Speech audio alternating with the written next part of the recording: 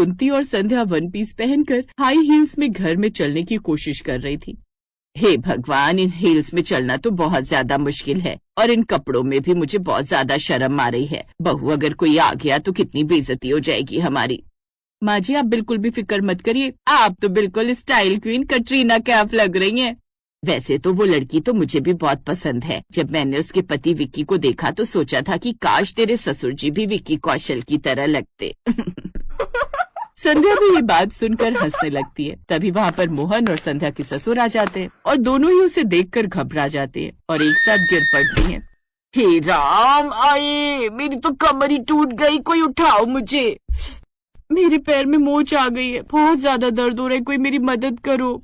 पहले तो बाप बेटे को बहुत ज्यादा हंसी आती है और उसके बाद वो दोनों ही सास बहू की मदद करते और उन्हें सोफे पर बिठा देते हैं। जिसके बाद मोहन ने कहा, ये सब आप लोग क्या कर रहे हैं? ये सब कुछ करने की क्या जरूरत है? आपको भी तो अपनी विदेशी पड़ोसन पर डोरे डालने की क्या जरूरत है, जब आपके घर में इतनी सुंदर बीवी है। नई नई शादी पर आपका ये हाल है, शादी पुरानी हो जाएगी तो आप क्या करेंगे? अरे बाबा, दूर के ढोल सबको अच्छे लगते हैं। अगर मुझे वो इतनी पसंद होती तो मैं माँ को थोड़ा सा समझाकर उसी से शादी कर लेता। वो देखने में अच्छी है लेकिन वो तुम्हारी जगह कभी नहीं ले सकती। और इनका क्या, ये भी तो जब देखो उससे बात करने के लिए चले जाते हैं। कभी ये नहीं सोचते कि मुझे कितना बुरा लगता होगा। अरे मेरी फुलझड़ी, तुम बेकार में क्यों नाराज होती हो? दरअसल जब मैं जवान था तो सोचता था कि काश मुझे भी अच्छे से अंग्रेजी बोलनी आती, और उसे देखता हूँ तो एक बेटी की कमी पूरी हो जाती है। इसलिए मैं उससे अंग्रेजी के कुछ शब्द सीखने चला जाता हूँ और उसे हिंदी सिखा देता हूँ। खाओ मेरी कसम, आप उस पर डोरी नहीं डालते हैं।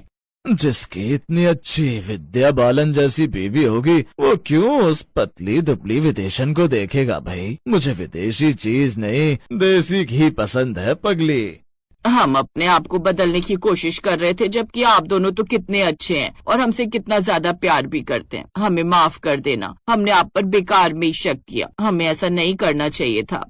कभी कभी शक करना भी जरूरी होता है, इससे आपस का प्यार भी नजर आता है और वो प्यार बना रहता है। कोई बात नहीं, हमने तुम्हें माफ कर दिया, लेकिन आगे से इस बात का ध्यान रखना, विदेशी पड़ोसन के बगल में ससुराल होने से हमारे रिश्ते में कोई भी फर्क नहीं पड़ने वाला है।